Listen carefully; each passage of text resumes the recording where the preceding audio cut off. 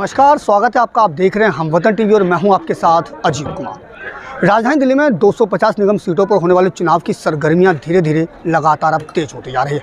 आगामी 4 दिसंबर को होने वाले इस निगम चुनाव के प्रचार अभियान भी अब जोर पकड़ता जा रहा है। इसी कड़ी में सोमवार को दिल्ली के किराड़ी विधानसभा स्थित प्रेम नगर वार्ड में भाजपा के समर्थन में प्रचार करने सांसद मनोज तिवारी पहुंचे। यहां उन्होंने पूर्वांचलियों का वोट बैंक लोगों से वोट की अपील की। साथ ही उन्होंने तमाम क्षेत्रीय मुद्दों पर यहां के लोगों का जन समर्थन मांगा। राजधानी दिल्ली में भले ही सर्दी का सितम धीरे धीरे बढ़ता जा रहा है, लेकिन इस बीच सियासी पारा भी गर्माता जा रहा है। आगामी 4 दिसंबर को दिल्ली की 250 निगम सीट पर होने वाले चुनाव को लेकर प्रचार अभियान अब जोर पकड़ने लगा है। भाजपा इस चुनाव में हर वर्ग के वोटरों को अपनी ओर खींचने की कवायद में जुटी हुई है। इसी फहरिस्त में पूर्वांचली का गढ़ माने जाने वाले किराड़ी विधानसभा में पूर्वांचल के सुपरस्टार और भाजपा सांसद मनोज तिवारी किराड़ी की जनता को संबोधित करने पहुंचे। इस अवसर पर उनके साथ सांसद हंसराज हंस और भाजपा के कई अन्य दिग्गज नेता भी मौजूद रहे। यहां आयोजित जनसभा को संबोधित करते हुए भाजपा सांसद मनोज तिवारी ने आने वाली 4 तारीख को जनता से वोट की अपील की। इस दौरान पूर्वांचली वोटरों को भाजपा की तरफ खींचने के लिए भोजपुरी अंदाज में भी वो बोलते नजर आए। इस सभा को संबोधित करते हुए भाजपा सांसद मनोज तिवारी ने दिल्ली की केजरीवाल सरकार पर भी जमकर निशाना साधा। केजरीवाल सरकार पर निशाना साधते हुए मनोज तिवारी ने कहा कि उनके झूठे दावों को जनता अब समझ चुकी है, इसलिए इस बार दिल्ली की जनता भाजपा को अपना पूर्ण समर्थन देने जा रही है। आम आदमी पार्टी से दिल्ली की जनता आज ही जा चुकी है। आपने स्वयं भी अगर आपका कैमरा देखा होगा, हर आदमी रो रहा है। इस बार एमसीडी में आम आदमी पार्टी जो दावा कर रही है वो भी नहीं चलने वाला। अब लोग इनको 2022 के एमसीडी में भी हटाएंगे, इन लोगों को यहाँ नहीं आने देंगे और 2025 तक पूरी तरह से विदाई कर देंगे। ये दिल्ली की जनता का रुख है। ये लोग भ्रष्टाचारी लोग हैं और उससे ज़्यादा पापी लोग हैं। इन लोगों ने दिल्ली को आज खून के आंसू रुलाया है। आप किराड़ी में जब आके आप खुद भी जब घूमोगे तो आपको लगेगा नहीं कि ये दिल्ली है। हमारा हंसराज भाई यहाँ का सांसद, हम लोग मात्र 5 करोड़ के बजट के साथ पूरे 10 विधानसभा को और वो 70,000 करोड़ रुपया लेके भी अगर ये दिल्ली बना रहे हैं तो दिल्ली की जनता उनकी अंतिम विदाई कर देगी। बहरहाल इस निगम चुनाव में किसके सर ताज सजेगा, दिल्ली की निगम में किसकी सत्ता आएगी, ये तो आने वाला समय ही बताएगा। फिलहाल अब सभी राजनीतिक पार्टियों ने अपना चुनावी प्रचार तेज कर दिया है। ऐसे में अब देखना ये होगा कि बीजेपी द्वारा पूर्वांचलियों को अपनी ओर आकर्षित करने के लिए आयोजित की गई ये जनसभा कितना कारगर साबित होती है। खैर, ये तो अब आने वाला समय ही बताएगा। दिल्ली से अपने सहयोगी दीपक ठाकुर के साथ अजीत कुमार की रिपोर्ट, हमवतन टीवी। दिल्ली में 250 निगम सीटों पर होने वाले एमसीडी के चुनाव की तारीखें जैसे जैसे नज़दीक आ रही है, वैसे वैसे दिल्ली में चुनावी सरगर्मियां तेज होती जा रही है। लगातार सभी प्रत्याशी और सभी राजनीतिक पार्टियों का चुनावी प्रचार अभियान अब जोर पकड़ने लगा है। इसी कड़ी में भाजपा के तमाम नेता अब दिल्ली में एमसीडी चुनाव प्रचार में उतर गए हैं। रोहिणी में भी मध्य प्रदेश के सीएम शिवराज सिंह चौहान भाजपा के समर्थन में लोगों से वोट मांगने पहुंचे। दिल्ली में 250 निगम सीटों पर होने वाले चुनाव की तारीख जैसे जैसे नज़दीक आ रही है, दिल्ली में चुनावी सरगर्मियां भी तेज होती जा रही है।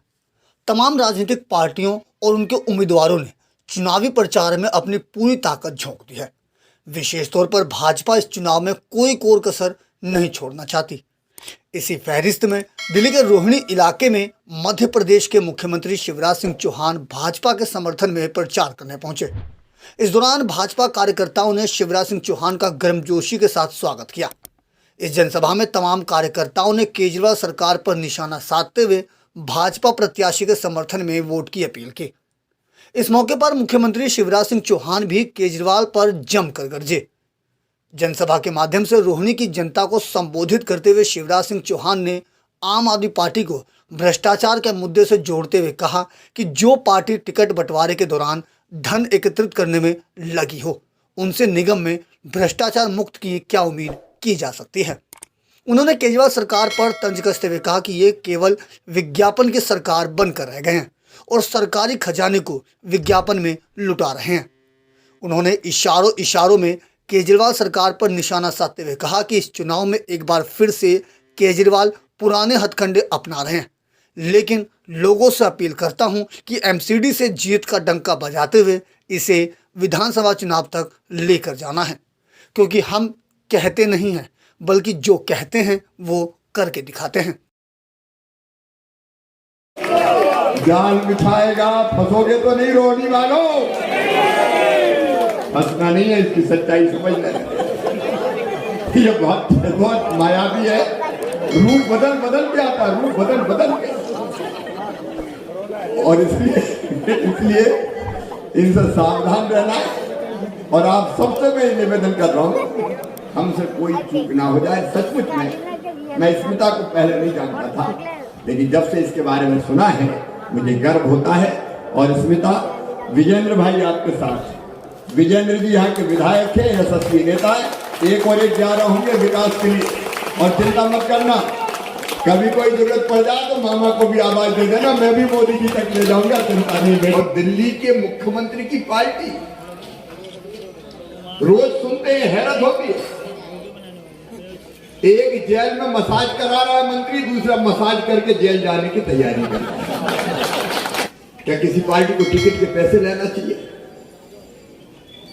क्या कोई पार्टी टिकट लेके पैसे देगी तो जिससे पैसे लेगी वो ईमानदारी से काम करेगा? ये भ्रष्टाचार की नींव में ही करप्शन अगर कोई डाल रहे तो आप पार्टी वाले डाल रहे, बहनों और भाइयों, आप वाले डाल रहे। मुख्यमंत्री हैं केजरीवाल और एक पंजाब वाले, रोज विज्ञापन, हंसदा बढ़दा पंजाब, और उसके साथ ही खबर आती इसका मर्डर हो गया, उसकी हत्या हो गई, उसको लूट लिया, हंसदा बढ़दा। और यार केजरीवाल बाबा रोज मध्य प्रदेश में देख देख के थक गए, हमको फ्रंट पेज पे फोटो, फ्रंट पेज पे फोटो।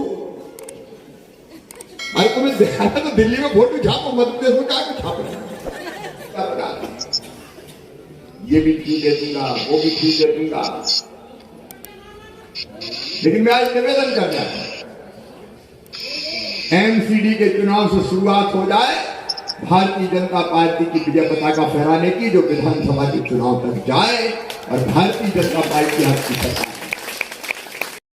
बहरहाल इस निगम चुनाव में जनता किसको अपने सर का ताज बनाएगी और किसे वे अपना मनपसंद उम्मीदवार बनाती है, ये आने वाली 4 दिसंबर को ही जनता तय करेगी, जिसका फैसला आगामी 7 दिसंबर को सबके सामने आ जाएगा।